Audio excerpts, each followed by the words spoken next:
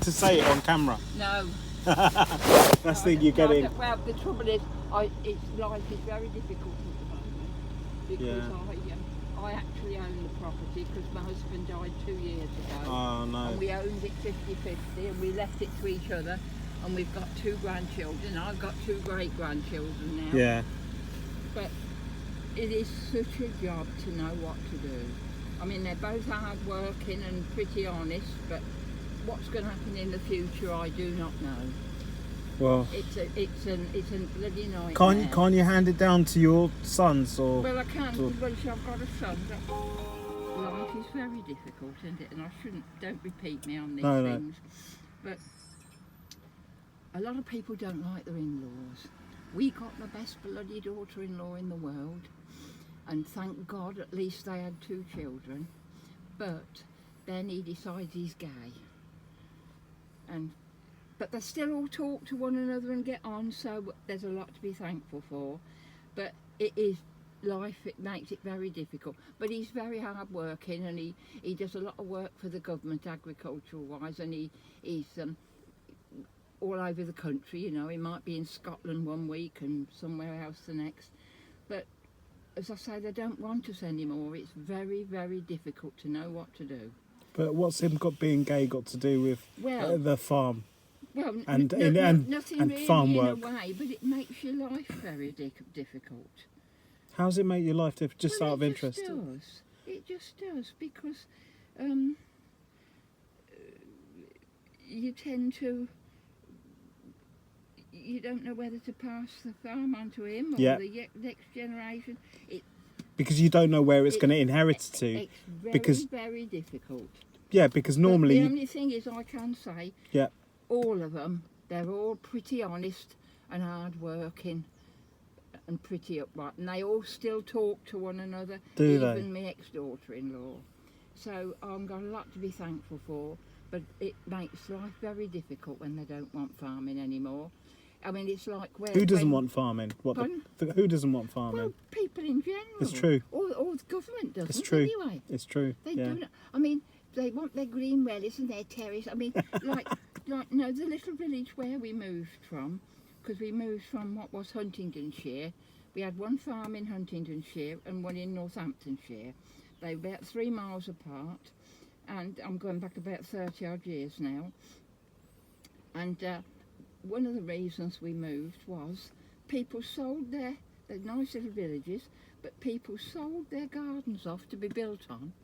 So it doubled the population of the village, and they wanted their green wellies and their terriers, but they didn't want our cows to shit on the road when they come in to be milked. And it makes life very difficult. And you see, people think because you're a farmer, you're rich. Well, that they want to wake up. Because, I mean, as I say, they're importing it cheaper than we are allowed to produce it.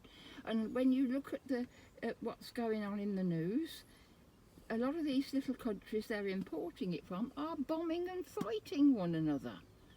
So it's sheer stupidity, isn't it? But as the youngsters will tell you, I'll never shut my gob. I've heard that story. I've heard what you've said time and time again from people that farm. Yeah. And it is very, very difficult. And as I say, people think we're rich. Well, they want to bloody well wake up. Because, I mean, like, my husband, bless his heart, he had 4 heart operations. He died 2 years ago. He couldn't handle a cattle anymore, but bless him, he never gave up. And, you know, like we worked alongside one another. Like we had a dairy herd, which is milked twice a day, 7 days a week, 52 weeks of the year. So you're not. It's not. You know, people think they've got no idea what it's like. And you know you're not alone. Do you talk to other farmers about what's going on? Yeah. And they're similar situations. Very similar situations, and a lot of them have sold the ground and cleared up. Marbella. But I mean, when they're said and done all, when they're built on it all, where are they going to get the food from? You can't especially when these little countries are finished bombing one another.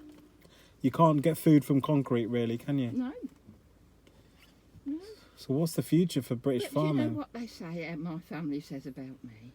I can see, I can hear, I can swear, and if people don't like me, there's the bloody gate. I love you. You're a beautiful lady. All joking apart, you've just got to keep plodding on and hope and thank God for what you have got.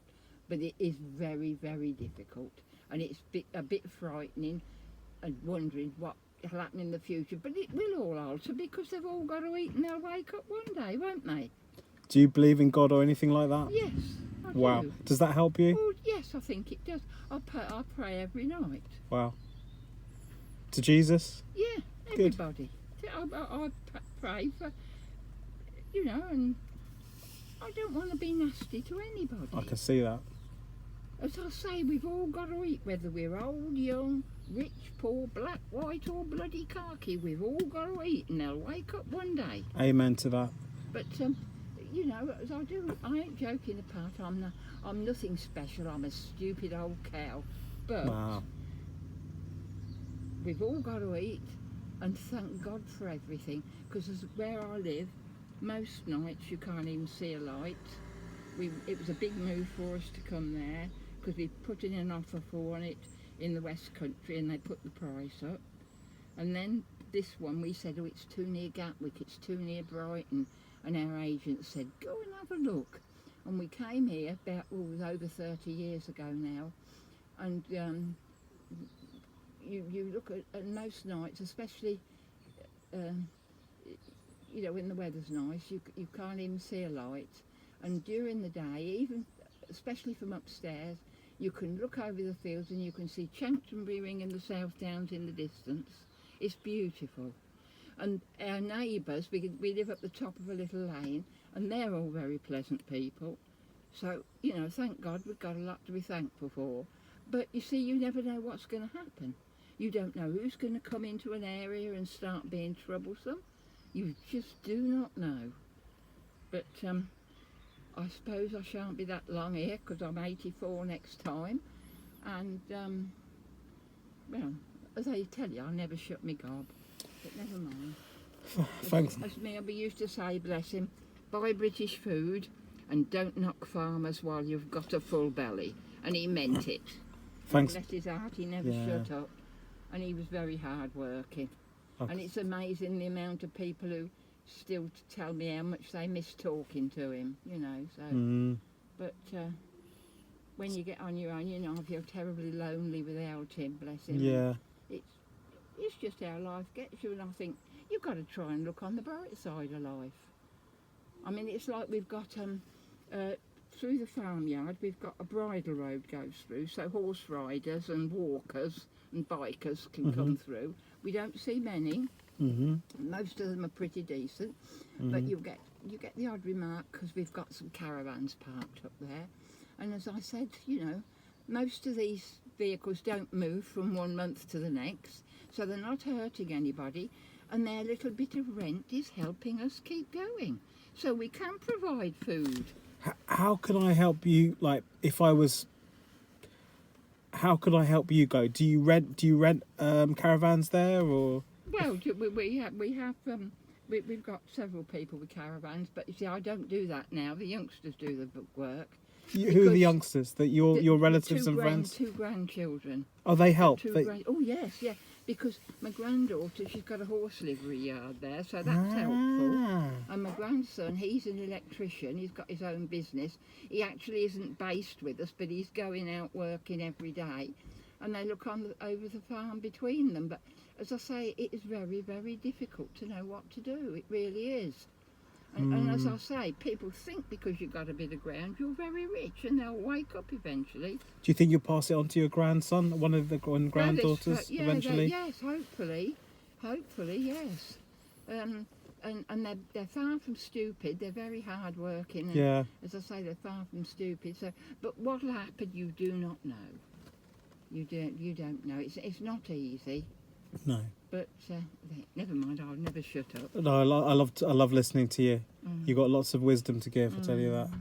Anyway, hope your appointment. And what do you do? It's lovely meeting you. Well, there's nothing lovely about me, my duck. Oh. Nice to see you. It's very nice to see you. It's nice to talk to somebody that's not anti-farmers. Thank you very much. People think we're awful, Yeah.